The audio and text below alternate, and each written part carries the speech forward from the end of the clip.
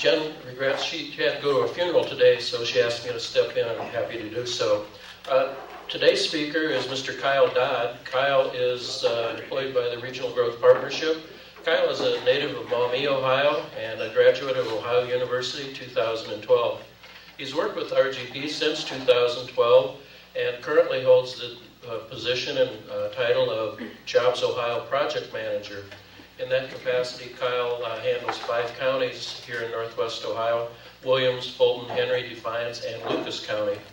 And Kyle acts as our connection when there's project leads or things of that nature. He's the connection that gathers these submitted properties and helps us then when we get traction with talking about local incentives and meshing those with the state incentives. So he's basically the connection between our local county organizations and the Jobs Ohio team down in Columbus. So, Kyle?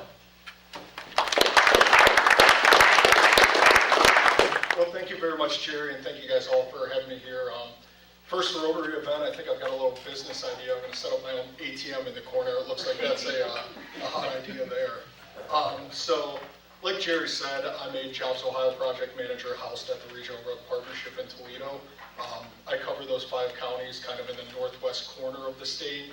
Like you said, the project management role is essentially we work with our local partners like Jerry, who are kind of our boots on the ground to find projects and to see what's going on kind of in industrial sectors and logistics sectors, to kind of say the companies that are within Defiance County are looking to grow and expand or are having workforce issues. Then we work very closely with Jerry to kind of mesh them up with the incentive programs we have to ensure that they can move forward with their projects. So first off, I apologize. I don't have enough copies here for everybody. You guys have quite the turnout. But I do have a little presentation that kind of goes over essentially what Jobs Ohio is and what the RGP is and kind of how we can help you.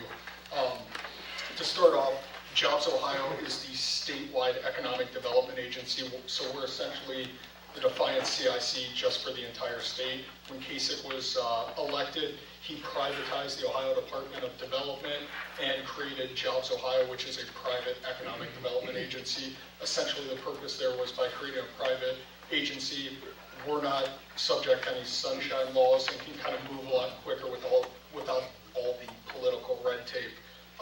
With that, to kind of have people in specific areas to better handle projects as they pop up around the state. There's 6 regional agencies that are directly contracted with Jobs Ohio. The Regional Growth Partnership in Toledo is one of those, covering Northwest Ohio. So our service territory at the RGP is essentially south down to Kenton and Lima, east over to Ottawa and kind of Bucyrus, and then west of the state border and north to Michigan. So those are kind of the 17 counties we cover under our Jobs Ohio contract. With that, the Regional Growth Partnership is essentially Jobs Ohio just as a regional entity, so rather than a private, non-for-profit economic development agency. We kind of focus our core strategies on any industry that is not population driven. So we don't do things in the commercial or housing or medical related industries, but we kind of focus on transportation, advanced manufacturing, alternative energy, automotive, bioscience, and then food processing, because those are the sectors we see the most wins in here in Northwest Ohio, just with the strengths we have here.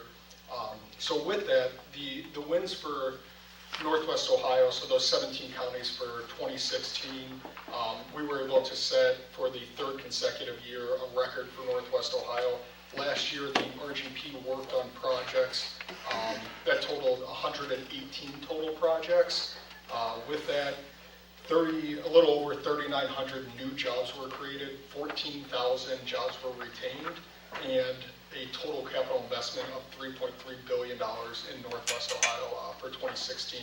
We don't have the finalized statewide numbers, but right now when you look at the stack ranked based on population, Northwest Ohio outperformed the other 5 regional entities. So while we may not get the most media and great press, we're doing very well here in Northwest Ohio. With that, one of the shining star projects of 2016, and one that we'll be highlighting at the end of the month at the Regional Partnerships annual meeting in Maumee, which everybody's welcome to attend, is credit adjustments in Defiance, which is a project that Jerry brought to us. I don't know if you guys know, is it Mike and Dave over there, but really great guys, really good community champions, and awesome to work with. They recently decided that they were going to donate the facility they're currently in Defiance back to the community and turn it into rehabilitation and just community outreach programs. And with that, they're building a new $3 to $4 million headquarters operation in Defiance. It's a really great win for Defiance County in this area because they have satellite offices in 4 other major metro areas. And as you can imagine, looking at the workforce availability of Defiance compared to Boston or Atlanta or Minneapolis, St. Paul kind of skews them to go to one of their bigger MSA areas. But fortunately, with Jerry's hard work, he was able to sell them and keep them here in Defiance County. That was for the retention of 64 jobs, the creation of 80 new jobs, and over $4 million in capital investment.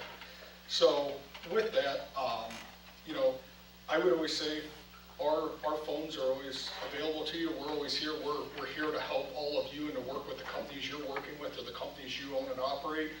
Your first call, I always recommend to be to Jerry because he knows you and knows the area better. If you don't like Jerry, which I can understand, feel free to call me. But whenever you hear of a company making substantial capital investment or going through a hiring event, having infrastructure issues, needing some type of political support, so if they can't get through to somebody or if they're having problems with Ohio EPA, we have connections down in Columbus that can kind of try to cut through a lot of that red tape and streamline processes so that businesses here in Hicksville and the surrounding counties can really continue to grow and operate without having to deal with any of those potential hurdles. We also have a toolbox of incentives we can bring to the table. So those are things like job creation tax credits, grants, workforce training dollars, and then also infrastructure and road work dollars. So a lot of times communities need help with funding behind road work or having a sewer line extended to a business, and we have dollars there that can go directly to the community so that they can give the businesses the desired service they need. With that, that's kind of my quick 10-minute overview of kind of who we are, how we operate. Like I said, Jerry's a great partner. We had a great 2016 with him and in Defiance County. So I guess, does anybody have any questions for me? And How do you interact with the county, each individual county economic development? I mean, where do they begin and you end, and vice versa? so we kind of see ourselves, we're all on the same team here. So we have local partners in all 17 counties as well as in some of the larger cities. With somebody like Jerry, we're working directly with him on every project that he knows we need to or should be involved in, and we essentially tailor everything together. So if Jerry can work with a local community to offset some infrastructure costs, then we might target the workforce side of it. Or if their major issue is workforce, Jerry may work with the Ohio Means Jobs office for Defiance County, and then we'll still bring some of our workforce dollars there. So we work as closely as possible just to make sure we're on the same page and saying everywhere from the city to the county to the region to the state, we're all in support in this together. And that's when we also bring in like Ohio Department of Transportation, the rail development, people, First Energy, whoever it is. We just try to bring everybody together to say, we want this company to stay and to grow in this community, so this is our, all of the support we can bring to the table. Does that answer your question? Yeah. Yes, sir. Northwest Ohio would have to be a strong point would be farming, is that correct? Agriculture? Yes. Because we have wonderful ground from here to Toledo, I don't think you can find better ground. Yeah, we target food, and I say this, it's just kind of, we look at what the strongest industries are in our service territory. We can't really target anything because at the end of the day, businesses and business owners make decisions. But we do highlight agribusiness and food processing as kind of a targeted sector Because of that reason, this is great fertile land. There's stuff coming out of the ground year-round here that we can take advantage of, so it makes sense with our strong infrastructure network to try to tap into those manufacturing and processing facilities to locate them here so they can essentially take it out of the ground here, process it here, and ship it wherever it needs to go. And we've seen a huge uptick in kind of the food and agricultural industry in the area. Do we have, in this area, is there enough workforce to, you'd mentioned 80 new jobs? Yeah, so that is, as everybody knows, kind of the number one burning hot issue with businesses is workforce. With the post-recession economy climbing back as strong as it has recently, we have unemployment rates 4 to 5%. Essentially, if you want a job, it's out there. We talk to companies every day that essentially say we would hire 100 new people and move a business line here, but we have 20 open positions today we can't fill. So it's definitely a skills gap that we have and a population gap we have right now. Or not so much a population, but a civilian labor force, so the people that are willing to work. Because the population's here, the issue is there's people that prefer not to go to work or don't want to leave one job for another one, which we don't want to see either. But we're working very closely to try to support them. From Jobs Ohio this year, we started a new program. It's called Talent Acquisition. And essentially, we have a person in the RGP's office whose sole job is to work with businesses and work with the local Ohio Means Jobs offices to find people that are ready to work in the manufacturing space and to help groom people to acquire the skills where they can get into those positions. But that's something that's going on around the country. So while we hear about it often, it's the same thing we hear around the country. It's just a major issue right now, but we're just seeing a lot more automation. So it seems to be people are willing to put their capital investments in automation. Yes, sir. I guess larger container boats are coming through the Panama Canal and coming up to Chesapeake. And I think that would be quite a growth area. I think of North Baltimore having the big 5-acre, I don't know how big it is, but... The intermodal yard there? Yeah. Yeah, we definitely see a lot more activity coming out of the East Coast. We're seeing businesses that are locating away from the West Coast where they traditionally were housing their warehousing and distribution facilities, because a lot of their markets on the East Coast, and I mean, if you look at what you can acquire land for here compared to California or some of the larger areas in Nevada or Arizona, it's a lot cheaper to run your business here. And with facilities like Norfolk Southern or North Baltimore or Airline Junction, NS and Toledo or Bellevue, they're able to stack double car trains and bring them all the way from the East Coast all the way west to Chicago or out to the Rockies, and that's something they can't do on the West Coast currently.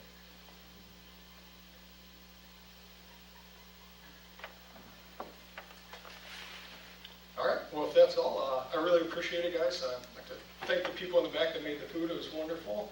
I got some cake to take home to my wife so I don't have to stop at the store on the way home. Have a good one, guys.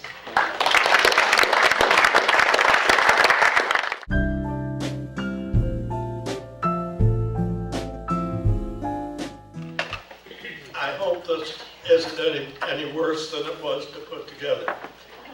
I have two great grandsons. Both were wondering about what did you do in the war. I haven't written anything about what I did in the war since I was on the way home. So this is taken from some minutes that I digested before I got to the house.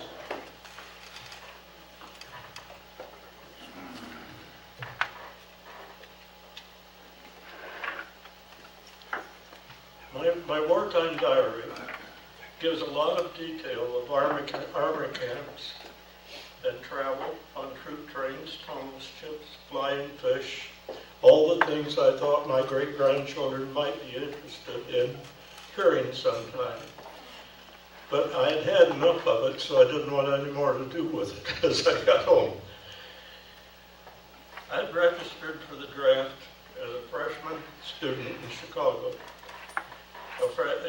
A deal from Defiance, and Fred Spicer, also from Defiance, registered at the same time.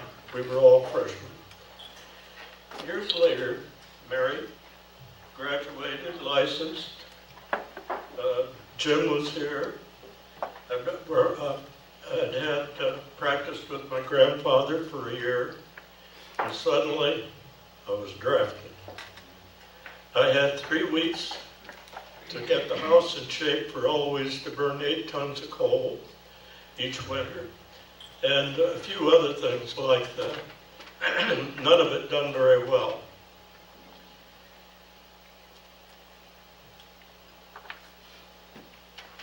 I was sent to Camp Atterbury for processing, and then to Camp Grant, Illinois.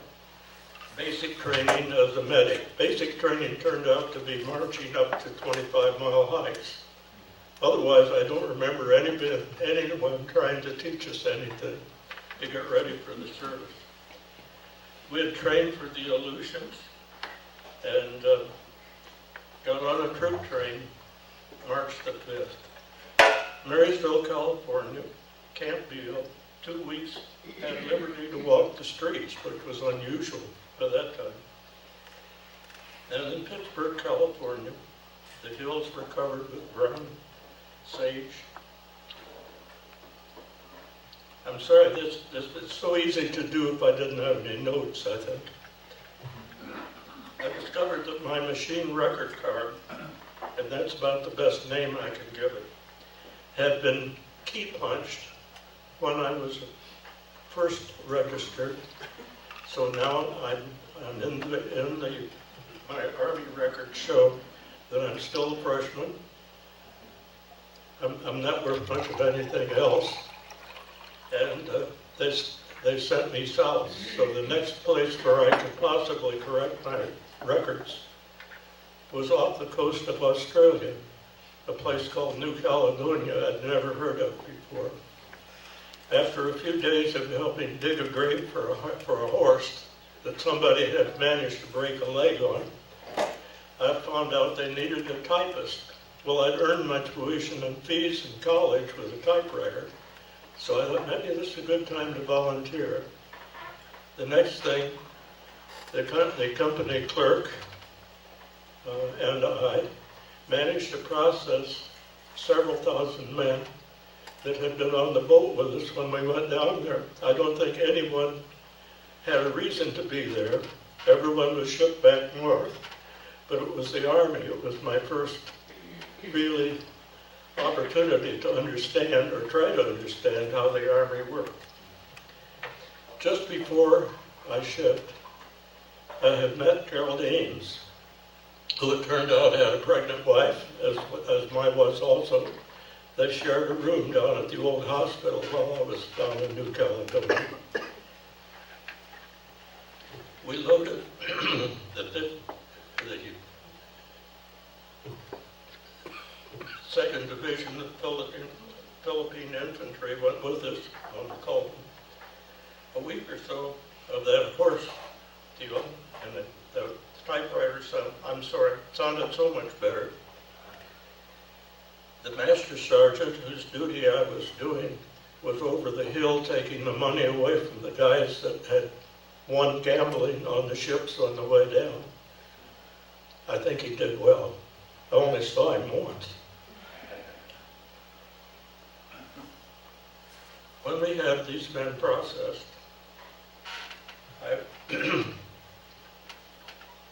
the captain made clear that I could stay with them, that they were lost and probably I'd get lost too, that this was probably a pretty good duty.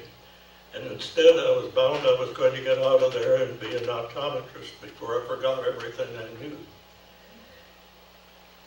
A friend in assignment found that there was an optometrist needed on north at a little place called Nissen, or Green Island. And so they sent me north, started to.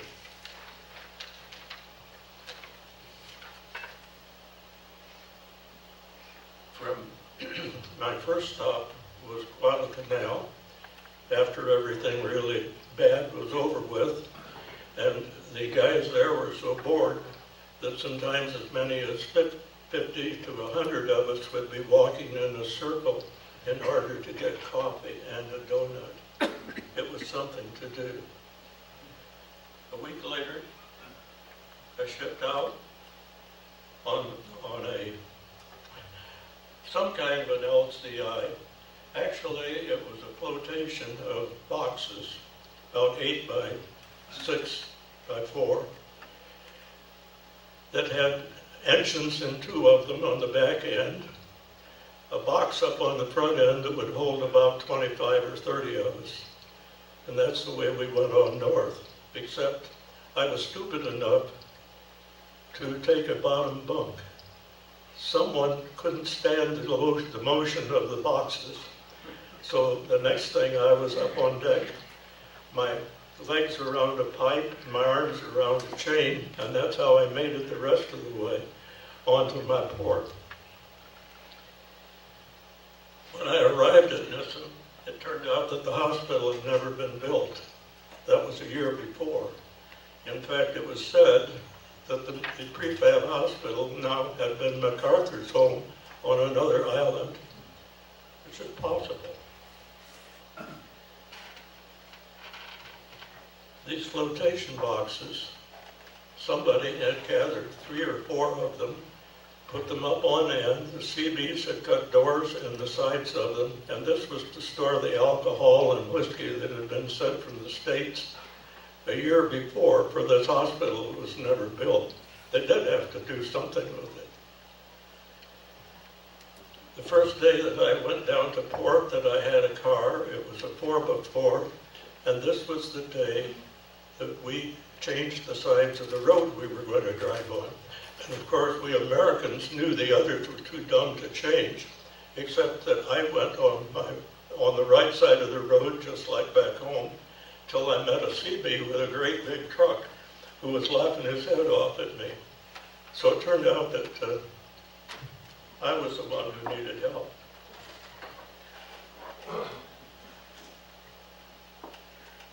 While I was there, and before I got the shelves all built into these boxes, an IG inspector came in and said, they need an optometrist on north. So he arranged for me to be shipped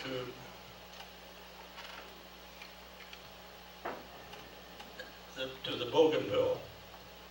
In fact, I had air transportation, which is the first and only time in the service. It turned out that 1 hour would do what several days on a ship would.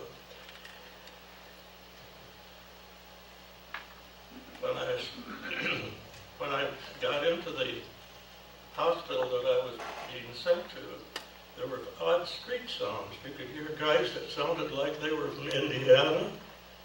There was talk about basketball. In fact, you could even hear a basket hitting the backboard every once in a while. And this was a 21st evac hospital. And I had, from then on, I had patients to the point that it was like you would love to have it at home. We served all branches of the service and even a few of the strangers who were around. And it was a pleasure to serve this particular place. In fact, at one time I had my examining room on the 2nd floor of a church in the area. Really upset for a guy who's still not wearing those stripes that you're hopeful to have. I always sent my hand instruments, and that made it much easier. The 21st Evac Hospital was staffed by doctors from the University of Oklahoma, who had also served. The university had also served in World War I. On October the 11th, 44, I'd been in uniform a year, and November the 11th was Thanksgiving. Tokyo mentioned that we were having Thanksgiving early. Our equipment on November 16th was loaded on a ship, and December 1st, some personnel was boarded. Pierre Haver, a friend, a cousin of the Havers, who had turned out to be my best friend, and I were held back for a month to guard the equipment. You'd be surprised how sick you could get of playing two-handed card games. This is, again, one of the terrible problems of being in the service. We left Manus Harbor January the 2nd, up in the Admiralties. On January 11th, over the side on nets, which was my first and only experience of that. It turned out, too, that I had put canned goods in my backpack instead of a flotation. After all, you have to take care of your stomach. The trouble was when Pierre and I stepped off the front of the landing craft, there was a shell hole there. So where he floated, I sunk. And fortunately, the mess sergeant was standing there to take care of fools like that, pulled me out, and I managed to get to shore. That's the closest call I think I ever had.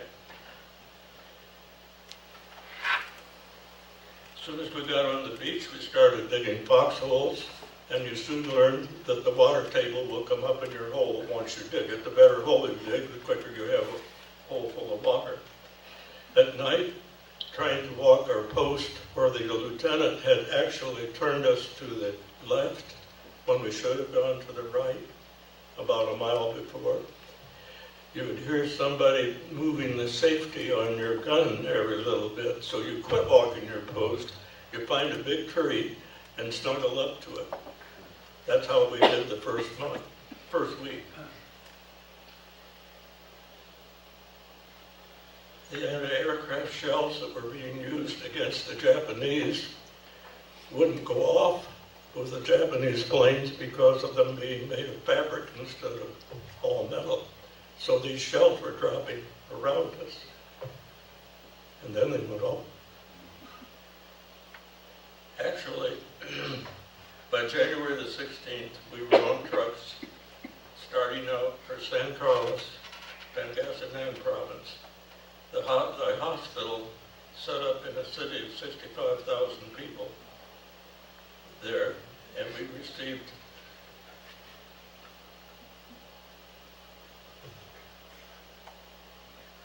the 37th Division we had a schedule.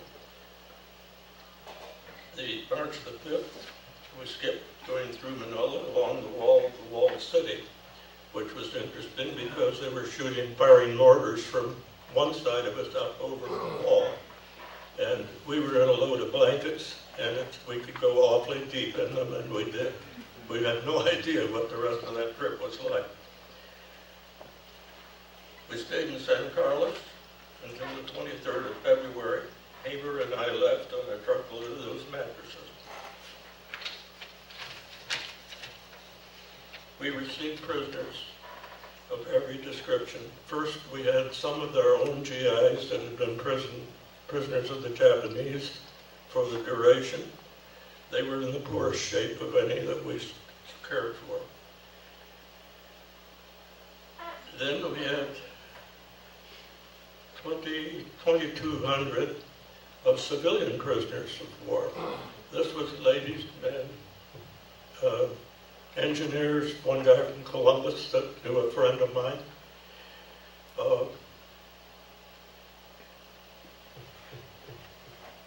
Actually, they were in fair shape for the rations they had. It's just they were sick and tired of eating fish, flakes, and rice. And our mess sergeant was challenged with trying to get them decent food because no one knew they were there.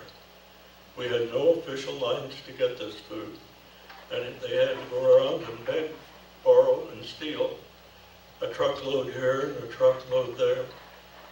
And fortunately, they were in good enough shape that they could survive. One of the major problems was that many of them no longer had a home to be sent to. Their countries were no longer existent. So we had quite a number of people that we had for extra weeks and months, hopeful of some place that we could put them before it was time to go home. MacArthur had during this time put on a show. They had him while they were doing parachute drops of a few canned goods so they could show that Mac was really in there trying. This is when these people were still eating fish and rice.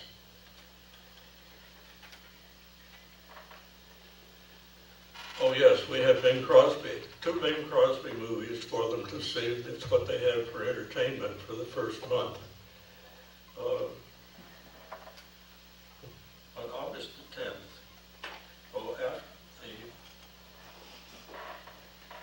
we were sent to another area from Manila to go to a hospital that hadn't been built yet. It turned out there were 4 major hospitals being built in order to receive the casualties from the Japanese invasion.